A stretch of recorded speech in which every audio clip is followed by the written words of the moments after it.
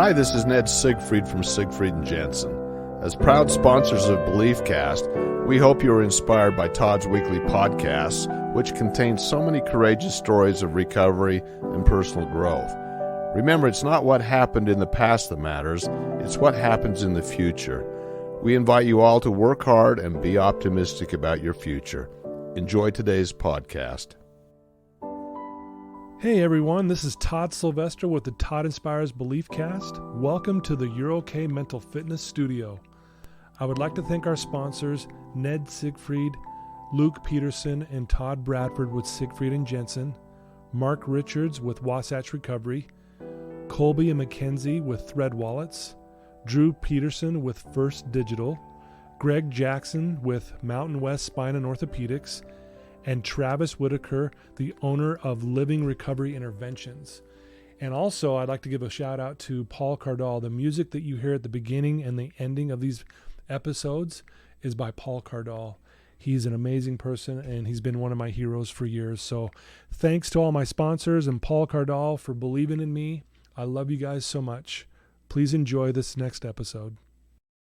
We are touching lives all over the world, and we're making a difference, and that's ultimately why I'm doing this, is to make sure that we spread some light to people all around the world. And today is going to be no different. We have an amazing guest today, Nick Greer. Nick, thanks for joining us today. Thank you so much. What a pleasure. What an honor. Thank you. Oh, you bet. Nick is currently the co-founder and CEO of Built Brands, Built.com.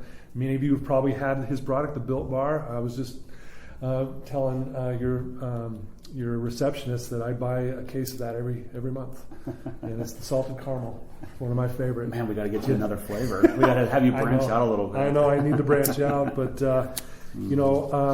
Nick is a born entrepreneur. He started selling baseball cards to his classmates when he was 10 years old. He mowed lawns to neighbors. He quote unquote maybe have sold fireworks when he was a kid in Arizona. He's interested in all kinds of businesses, and he's a guy who's just trying to make an impact on the world while leaving a legacy for those to learn from and become much better than he ever was. And I think that's what makes you so great, Nick, is just you're really trying to just be better and help people be better. Is that fair to say? I'm trying. Keyword trying on there. I don't know how well I'm doing at it, but yeah. And there's a lot more to what I could read off here, but I want people to hear it from you. And maybe we could start, Nick, is where did you grow up, and maybe tell us a little bit about your childhood. Yeah, no, I mean, Mesa, Arizona, born and bred there in Mesa, Arizona, raised in good old Mountain View High School. Okay. And any toros out there understand exactly what I'm doing right now, flashing that sign of toros. It's the only high school I know of that, like, where'd you grow up? Mesa, what high school? Mountain View, and you have to show the Toro sign. You have to I'm in. I'm totally in. So I get it. It's like those motorcyclists that stick out the two fingers, when you drive by. Yep, totally. You do the same thing as a Toro. Gotcha. 6 of us as far as siblings, 4 sisters, 2 boys. My dad grew up in northeastern Arizona, and they're in Phoenix, and then my mom was in the Bay Area. Okay. And it's been great upbringing. Some crazy stories, wild stories that I don't know if I should tell my kids. And so we're holding back on those stories to maybe as I get a little bit older. Yeah. Wait till their kids a little bit older, and then I'll tell their kids, my grandkids, those stories. And like, Dad, don't tell them that. Right. I'm like, no, it's okay. It's legal. Now you go manage that if you want. Yeah.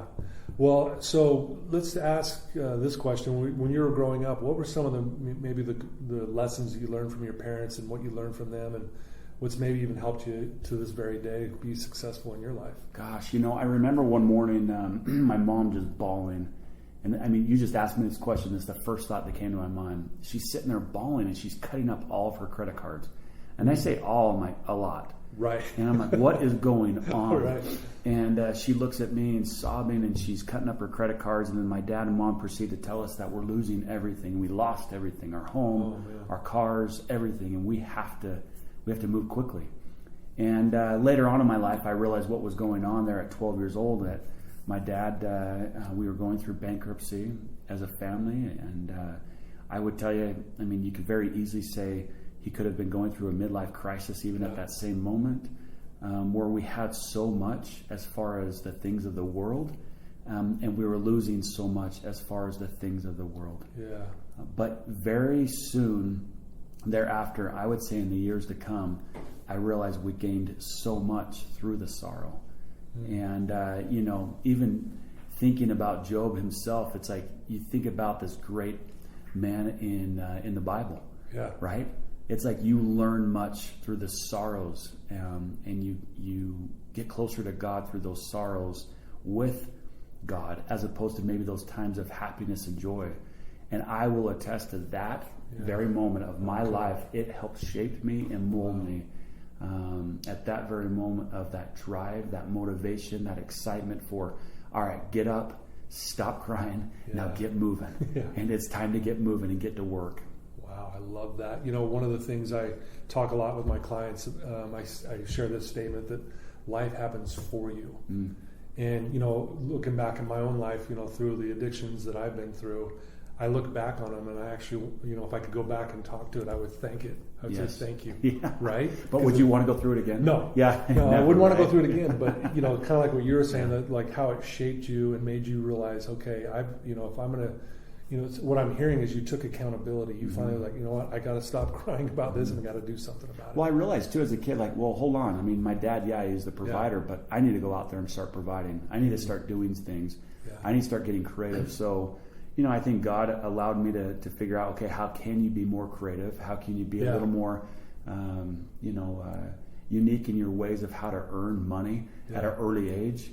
And maybe I did drive cars at 13, 14 years old, and maybe it was an old Datsun truck to mow people's lawns. And the key word maybe, someone the other day said, you always say maybe. It's like that, hey, you're a little rebellious, but maybe I did this. Maybe. I cannot confirm nor deny if I did it or not. I love it.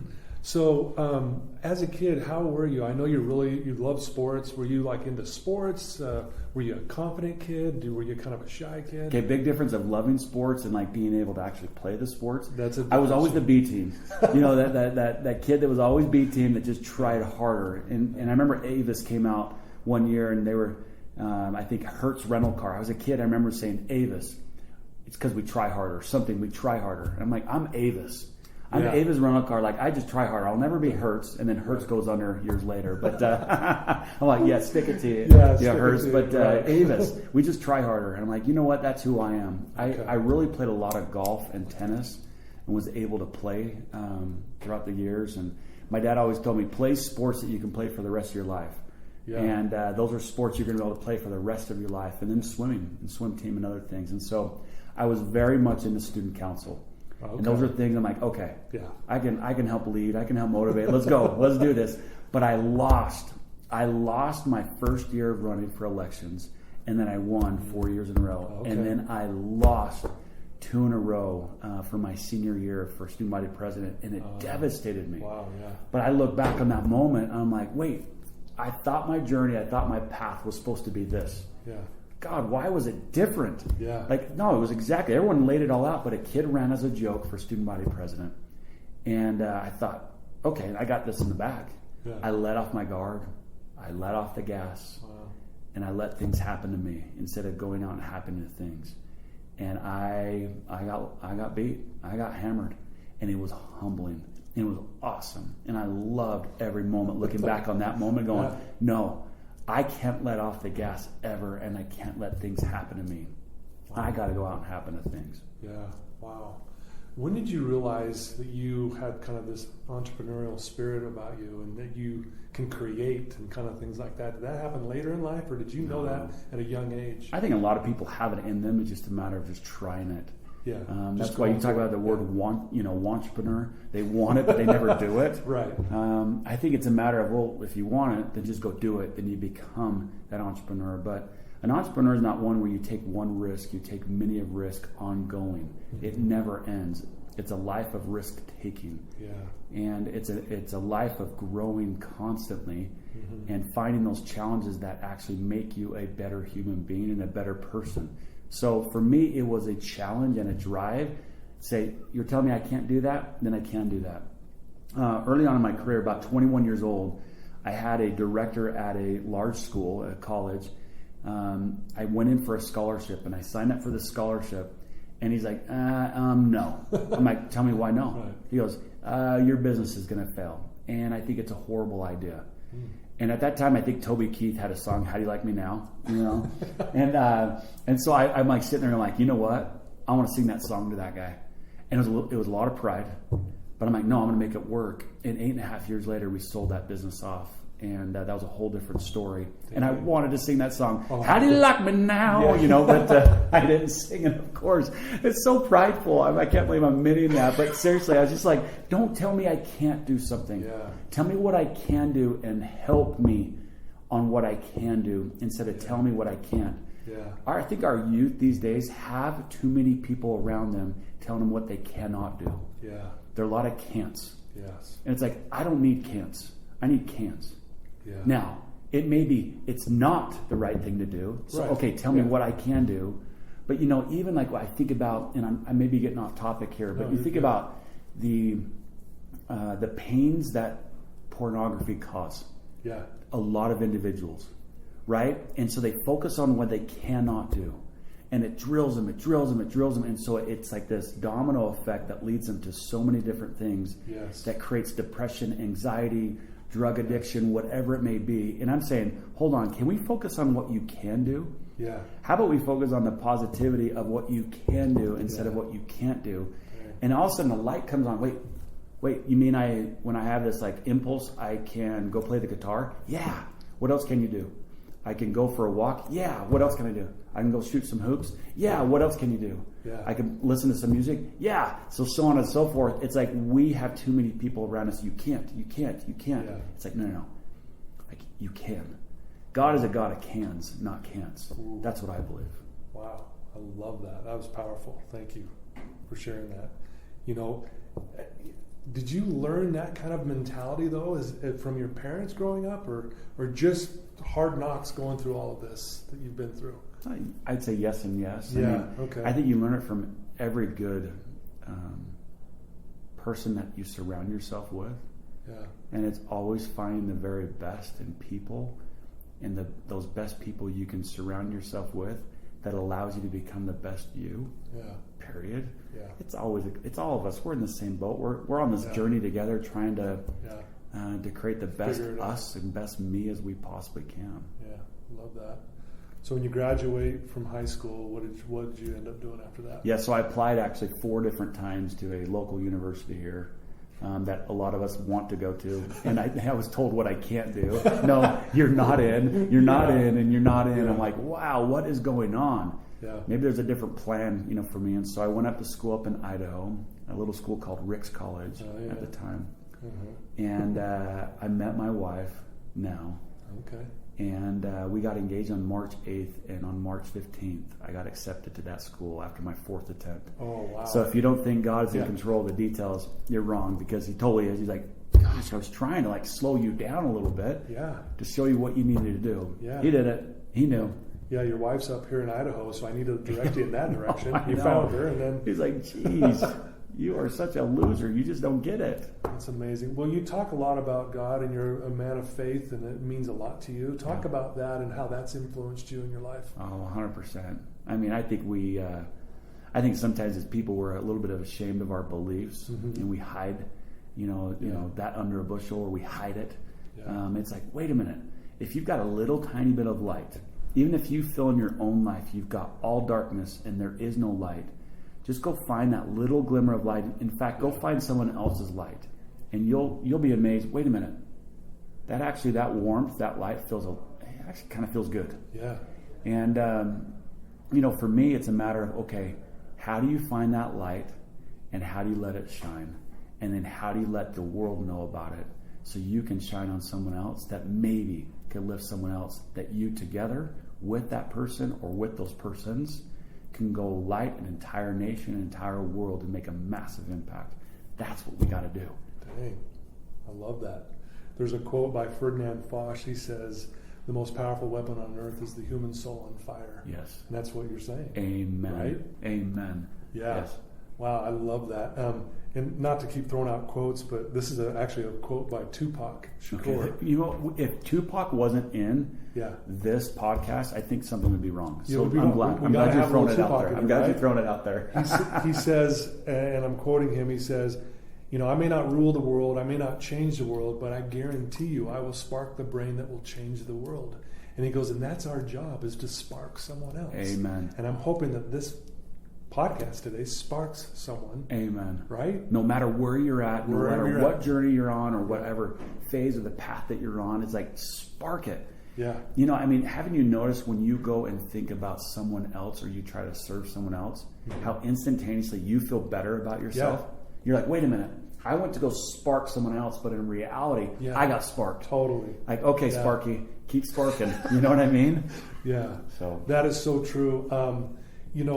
I know that, like I say this a lot in the industry that Mark and I are in, where AA is a big thing, right? And I always say, if you master the first 11 steps of AA, you will drink again. If you master step 12, you'll never touch another drop. Amen. And step 12 is go out and make a difference in someone's life, right? Yeah. Ultimately, that's what you're saying, because how good it makes you feel. And no drug on the planet can make you feel that feeling that when you know you've made a difference in someone's life. Right. Yeah. Right. But let me ask you a question. Yeah. Can you do step 12 anytime in the process too? Absolutely. Exactly. Oh yeah, you can do it on... What will happen in that journey or in that process in your mind? Will it accelerate it, decelerate it? Accelerate it tenfold. Exactly. Yeah, 100%. Exactly. Yeah. And that's the amazing power of that. Yeah. And you become a spark in someone else and you focus on how I can do that for you or for him or for her. Yeah. Wow. That will ignite you like no other. So selfishly you can say, I'm going to go do it. But unselfishly, what happens is something much greater in your soul and your heart. That's what sparked, and then what you do and how you do it to inspire others. Yeah. Wow. This is awesome. I love this. So after you get accepted to the school, what were your plans at that point? You're getting married, I would assume, eventually after that, and then what were your plans in your mind? Like, what were your dreams and hopes at that moment? Well, I don't know. I like to build. Okay. Maybe a builder of people, builder of things, builder of businesses, builder of truth, builder of light, just trying to build something. Yeah. And it's always, I think early on I realized I got to build with God. And to me, it's like if I can put him first on everything and lean on him on everything, you know what's going to happen? Is he's going to tell me the way. All right.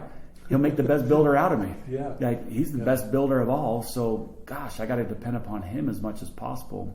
And I realized that in my college, if I can put him first before even my studies and really put him first on everything, wow, he actually increases my time. Because if he's the creator of time, can't he increase our capacity of time, so therefore give us more time to go do good, be good, and go accomplish a lot more? So why don't you increase my capacity of time, because you're the creator and the maker of time, and help me go do more and achieve more. And so early on, that's really what I was learning and still learning. Holy cow, I'm far from where I want to be or need to be. When my wife and I got married, and several weeks into our marriage, let me just point this out. You'll do the math here quickly. And she came to me and she said, "Honey, I'm pregnant." I'm wait, you're what? She goes, "Pregnant." I'm on, I know we've only been married like a month, but how does that work? She goes, "Your dad told you how that worked, all right?" And let me just tell you one thing right now. I'm pregnant, and I bawled. And she's like, "You don't want me to be pregnant?" I'm like, "I don't know how I'm going to do this." Right. And it's no different than a month earlier when we're on the plane on our honeymoon, and the stewardess came up to me and she goes, "Hey, would you like to watch a movie?" And at that time it was $5 for the headsets, right? Right. I'm like, "Sure, I'll take one." And my new wife now of 12 hours or 18 hours looks at me and goes, "I like to watch the movie. And I looked at her and she goes, "That's $10. And I'm like, whoa, wait. I got to pay for two of us? Right. And I didn't even watch the movie. I bawled. You're going to think I'm a crybaby, but I was like figuring it out quickly. A month later, I'm bawling going, I got to handle three of us? A month ago, it was only one of us. And now it's three of us. And I realized at the moment, I got to step it up. Yeah. And so for me, it wasn't a matter of like, okay, get a degree so you can actually go pay the bills. It was like, hurry and get a degree, but you got to figure out right now what you're going to do to go provide. Man. And it put me, and so she had that baby just about 9 months later. 9 months total, I should say. Yeah. And there he was, our honeymoon baby. And it was the greatest blessing ever. Wow. Yeah, and that changes perspective A little quickly, bit, doesn't it? Yeah, in Spanish they say un poquito, so just un poquito, just a little bit. Yeah. Okay. I like that. You know, it's funny. My wife and I, when we were married, she was pregnant a month later. Really? And Same thing. Same thing. Came home, and I had a different reaction. I was like, oh my gosh, what am I gonna do? You know, like it was like one of those. Yeah. But I was like, I gotta step up. Yeah. I gotta do something different. Wow. I gotta really Similar experience. It's very similar, and we always had to clarify. She was pregnant a month after we were married, and we had to kind of make that clear. Well, my wife people was are like doing the math. I Yeah. know. It's good. It's so good. Well, so, I mean, we mentioned obviously you're the co-founder and CEO of Built Brands. Where did the word built come from? Is that, you're the builder of people, you want to help build people and that kind of thing? Is that kind of where that came from, or is that? No, it was a partner of mine, and Okay. the team that at the time came up with Built Bar itself. Yeah, okay. And it took us about 2.5, almost 3 years to actually go get the domain name built.com. Oh, really? I've bought about 7,000 domains over my lifetime. It's a sickness I have, one of many sicknesses. But I wanted that domain. I wanted it badly, and it took a little while to actually get it. But Built just has a powerful meaning to it. Yeah, it does. And you see it, you kind of know, all right, I know what this is going to do for me. Oh, yeah. Right? Yeah, it's beautiful. Well, let's talk about Built for a minute. I mean, it's really on fire right now. I mean, it's everywhere. Everyone knows what Built is now, and Built bars. And like I said, I'm eating them all the time, and I love it. And so talk about, how this all came about, and then just kind of what your vision with this whole thing is. And then we'll talk about a lot of good that you've been doing with it as well. No, I mean, I don't know about that part, but, it was actually a family that came up with the original recipe. Awesome family, incredible people. And they had a bar. It was totally separate, different name. And they created it for a track star, a marathoner, and then some other people. And they were selling, a few hundred bars a month. Right. And doing something with it. It was their neighbor that they finally approached after several years, 2.5 years or so, I believe, who they said, buy it off us, the recipe. So he bought the recipe off them and came to me and said, hey, I need some money, let's partner.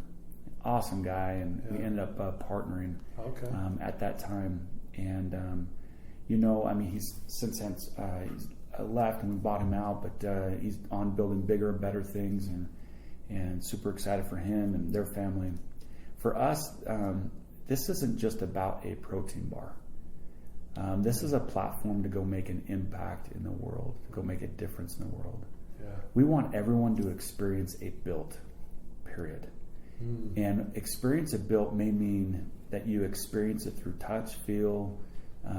You may experience it through content. You may experience it through ambassadors, athletes, associations that we have. But how can we have every human being on this planet experience a Built? For us, early on, I realized we needed to compete and disrupt the candy bar industry. And so I want to be a disruptor. And for people, I think in general, if you're to relate that to people, is it's okay to be a disruptor, but we're scared to be disruptors for good. Yeah. And how can you disrupt for good? How can you disrupt for maybe increased creativity, or how can you disrupt for increased improvement and doing better and doing more? And so for us, this was a platform very early on. I realized, no, we're going to disrupt the candy bar industry, not the protein bar industry. That will naturally take care of itself. Right, yeah. Candy bar industry, because it's a much, much larger industry, like 20 times larger. So that's what we're doing. We are disrupting. But I would say with that, we're inspiring while we're disrupting. And we want to inspire to do good. We want to feed millions of kids across the world. We want to make an impact with these kids, nourish them, feed them, do much good in the world itself. We're focusing here regionally. We're building on a way to do it more nationally, and eventually we'll do it worldwide. But we're using the platform and the base that we have here at Built to do that. Wow. That sounds amazing. And I love the word disrupt. I think Stance Socks kind of had the same philosophy, like they're going to go disrupt the sock industry. Like socks have been the same forever. We're going to come in and blow it apart. And they did that. And they did it, right? It's kind of like what you're doing with. And I didn't realize you were going after the candy bar, versus the protein bars and stuff. But like you said, that just takes care of itself. For sure. I would tell you one of our messages, and the main message that we're building out right now, is the underdog. I think you think about walk-ons, underdogs, those underserved, undervalued, maybe unnoticed. For us, it's like, okay, you know what? Those people. Maybe you're one of those people. Maybe you are an underdog. But there are stories out there that need to inspire you. There's that single mom with 3 kids, 2 jobs, feels like her teeth are being bashed in day after day, trying to get back up. But she, herself, her story can inspire. Yeah. Her story can make someone else feel like, you know what, I can do that. Yeah. In fact, you look at some of the greatest movies, they are those underdog type stories. Absolutely, yeah. It's those ones you root for that you're like, I love that. Yeah. I want some more of it. Totally. Why? Because I think in every human being, there's that underlying theme or that kind of like that DNA inside of us. Yeah. We all kind of feel like an underdog. Yeah. I look at Tony Finau lately. Look at his story of what he's done and accomplished, I believe, in what?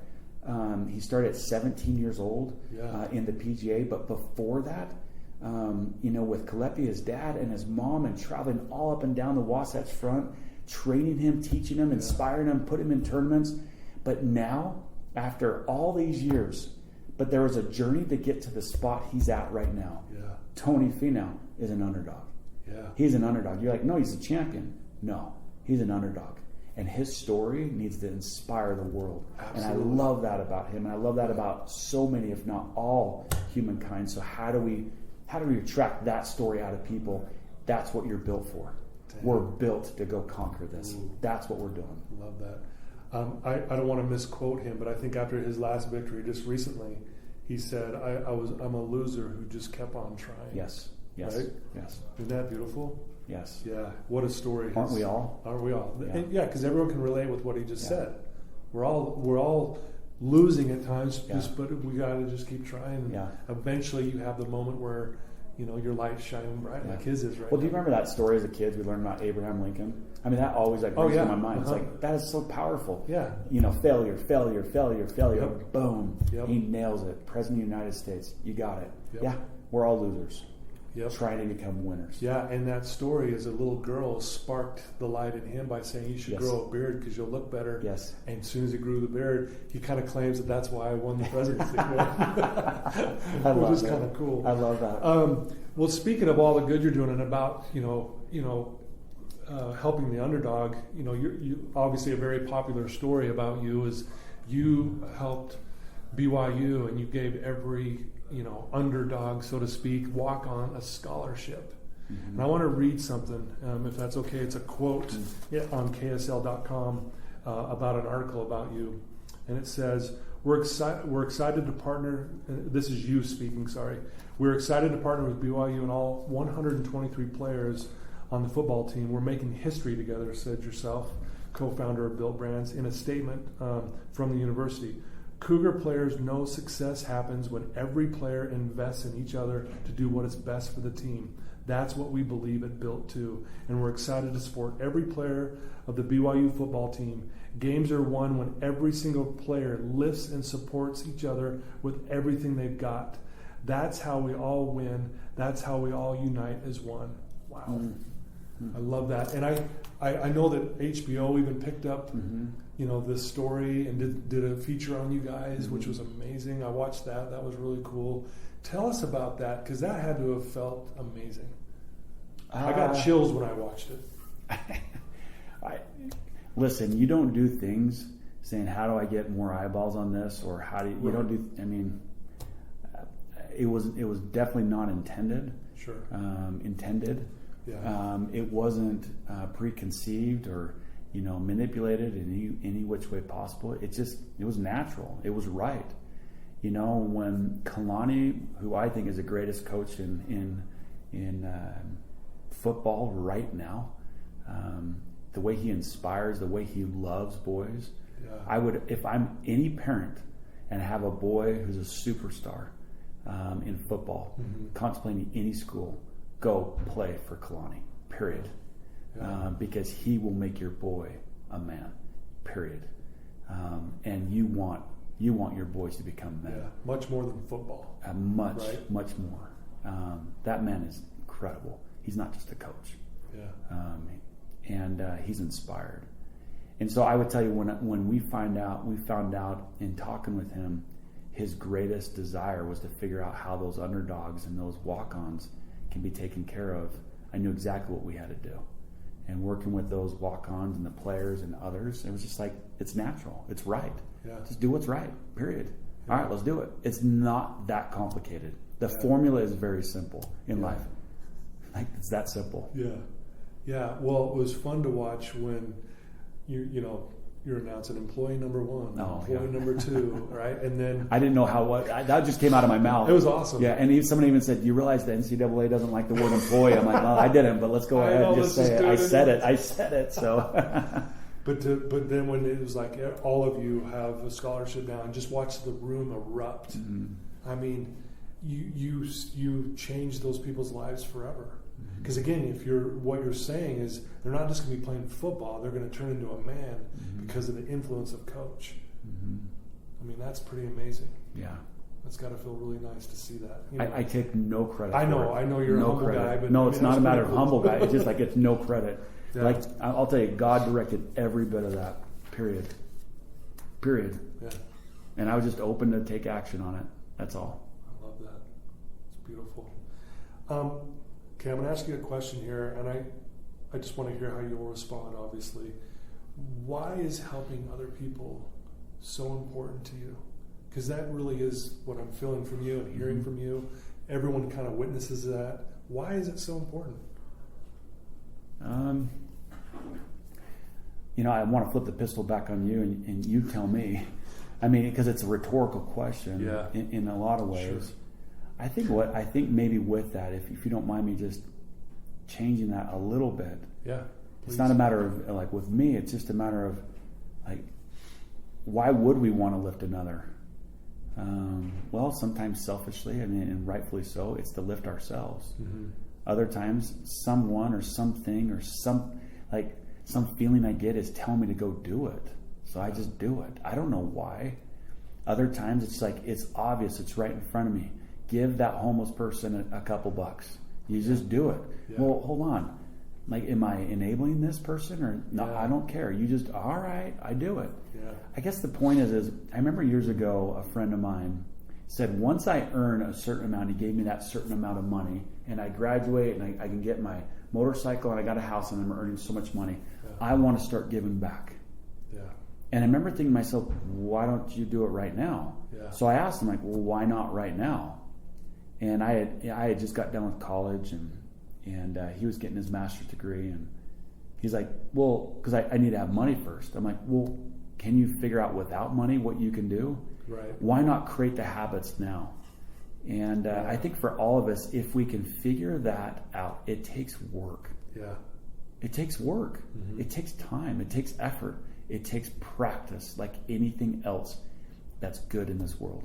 It takes practice, and it takes a whole heck of a lot of time and effort and energy. So why not just start little? Why not just smile at someone to make him feel better? Yeah. Why not just shoot him a text to make him feel happy? Yeah. Years ago, and I've relayed this story, and not to hijack this question. No, you're doing great. But as I was teaching at BYU, yes, the school that rejected me 3 times, and I finally got into it. I'm teaching there, and Mark could attest to this with his daughter in that class. But the very first thing I had him do was actually fill out a note card, and the note card is, and you have 2 days, 48 hours to fill out 100 opportunities. And they're like, 100 opportunities, Professor Greer, I can't do that. I love when they call me Professor Greer. I'm like, little do you know, I barely got my bachelor's degree. You're right. Like, Dr. Greer. Yeah, I'm not even close to a doctor. But I show it to my kids. My kids, can you show some respect to Dr. Greer That's here? Dr. Greer. They're like, Dad, you're just Dad. I'm like, I know. No doctor here. But they're like, we can't do that. I said, no. I want you to listen when you're on the freeway and you see a billboard and you're like, I should change that.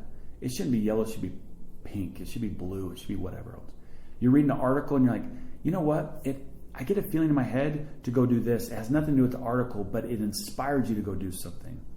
You're walking down a walkway and all of a sudden you get this feeling.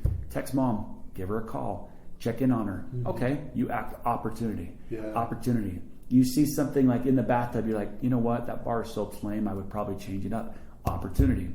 And just recognizing those opportunities that are all around us. Yeah. We need to open our eyes more to opportunities around us, period. We need to practice that opportunity seeking around us. Naturally, what happens? Those opportunities are all around us to go serve others, to help others, to love others. Yeah. And naturally, what are we going to do? We're going to feel better about ourselves. Yep. Yeah, it's not rocket science. That's what I love about it. Yeah. And it's a challenge to do that. Yeah, it reminds me of the principle, what you focus on increases, right? You start focusing on opportunities, it's going to increase, it's going to magnify, and like you said, and in return, what it does for you. Exactly. Right? You know, and I initially asked, you know, why is helping and lifting other people so important? There's another principle I really just think it's the best one on this planet. It's if you want to be, give it away. Right? If you want to have abundance, if you want to be abundant, give away your abundance. Give $10 to someone who only has $5. If you want to be inspiring, go inspire someone, and now you're twice as inspiring. You know, you give to get. And I just think that is what you're saying here, is and how powerful that has been in your life. Wow. Yeah. It's a healer. Yeah. It's an absolute healer. Serving is a healer. Period. Do you want to be healed? Start serving. Boy. Yeah, we talk about that a lot with our clients in rehab, about how important service is for that very reason. It's gonna heal you. But you know what? Don't you think though, when you're broken, you don't feel like, first, I can be healed, of course, emotionally and mentally. But secondly, you don't feel like, how could I even serve anyone else? Yeah. Like, no. And so you reject it, you reject it. You're not in a place to do it. But that's where you got to have a little leap of faith, a little confidence, and just say, try it. Yeah. You know, it's like my kids used to say, try it, you'll like it. Try it, you'll like it. You know, it's just like they would say that, like, see, I'm like, guys, stop singing that and around the house.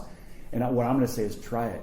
Yeah. You'll like it. And it's going to be contagious to you. And it's going to be addictive to you. Talk about an addiction. Yeah. You want a new addiction? Go crack that one. Yeah. Wow.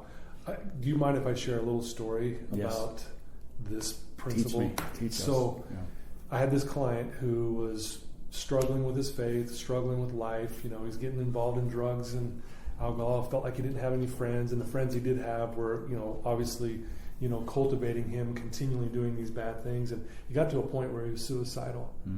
And I was meeting with him, and this idea, this thought, this, you know, inspiration came to my mind. It's like, he needs to go help someone. And so I gave him a challenge to go to school in high school early every morning and hold the door open and just give everyone a compliment as they walk through. They're going to think you're weird at first, like, who's this guy? And he just started doing it. And he started doing it every single day. And he agreed to do it. At first, he was very hesitant, like, no, I can't do that. I'm like, yeah, just try it. Do it for 1 week. Let's see how it goes. He ended up doing it for the entire year, changed his life, changed everything. He got off drugs. I didn't have to tell him to stop doing drugs. Just by doing that, it, like you said, it healed him. He was just like, wow, look at the impact I'm making on just holding the door. And I told him, I go, you probably saved some kid's life. He was probably thinking about ending his life, but you said, hey, you look great today. Have a good day. And you walk through that door going, wow, okay, maybe I'm going to stick around a little longer. But doesn't that go back full circle what we said earlier about you focus on what you can do? Exactly. Yeah. And then look what the opportunity you created with that young man, that sweet young soul, to say, can we just focus on one thing you can do? Yep.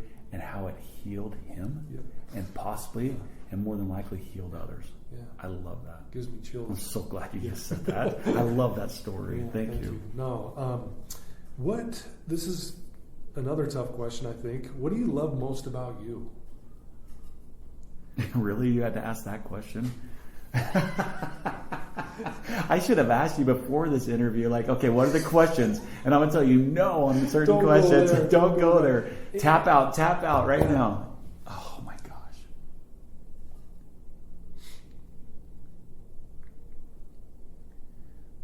You know, I'm a maximizer of people.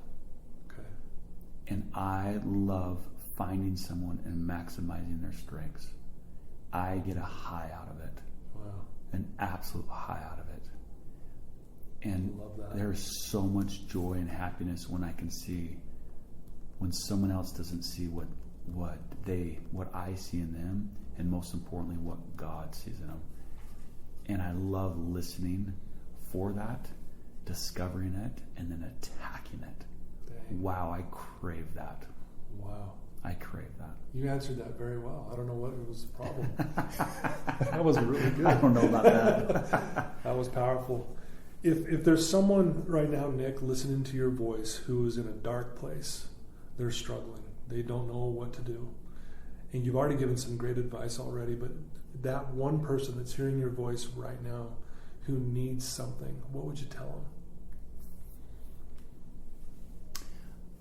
I remember being in a dark place and very dark, very frustrated. And I've never shared this before. So dark where I didn't know what was possessing me at that moment. And my wife, she felt it, she saw it, and it was deep. And to have her arms wrap around me was like nothing I've ever felt before. Struggle, struggle, struggle. I wanted her to let go. Just let go. I need to fight this alone. She wasn't going to let go. She didn't let go. I told her, let go. Let go. I wanted to struggle alone. When you're going through struggles, you want to struggle alone. You think it's only alone you can be. But she held on and held on tightly. And then something triggered. Something happened. And that love permeated throughout my entire body. It felt so good. And those feelings, those emotions I had, I realized I don't need to struggle alone. And no one needs to struggle alone. You do not need to struggle alone. Don't struggle alone. There is a higher maker, a supreme being, a great spirit, whatever you want to call it. There is a God. I know, where he's begging you, he's pleading you. You don't need to struggle alone. I want to struggle with you because I've struggled that same struggle you've struggled before. Let me struggle with you and allow me to enter into your life. Let me hold on to you. Let me hug you. Let me embrace you in ways you've never been embraced before. Yes, it's going to be a struggle. Yes, it will be hard. But yes, we will get through this together. Wow. Beautifully said. Well, thank you for sharing that. And that means a lot to hear that from you. And yeah, I don't know what else to say. It's like one of those drop the mic, we're done. If someone wanted to learn more about your company and learn about what you're doing, what would be the best way for them to kind of learn more about all that? Where could they go? I mean, just go eat one of our bars. That's how you learn about it. There you experience it. I don't know. I just know you're loved. Yeah. I don't even know you. I don't know who's listening. I love you. I love you. God loves you. You're loved. How you're going to find out about me is by going to find out about God, because that's what I'm searching for. That's what I'm fighting for. Yeah. So that's what I would say. Wow. You're an igniter. You're a disruptor. You're a man of faith, of love. The list goes on. So thank you for sharing some amazing words with us today. Thank you. Seriously, I'm humbled to be sitting here with you, truly. I learned much from you, so thank you. Yeah, thanks for your time, honestly. And anyone listening to this, I'm right there with Nick. I love you. Your support and listening to this. If you have a loved one who's struggling with anything, send them this episode. Send it to them. It breaks the ice. Then follow back up with them and say, hey, what'd you think of Nick's words? And where can I step in and help? That kind of thing. And so please share this. I love you guys. Thanks to the sponsors again. You guys are amazing. You believe in me. Again, what a wonderful time I've had with you. Thank you so much. Thank you. Yeah. All right, guys. I love you. Until next time.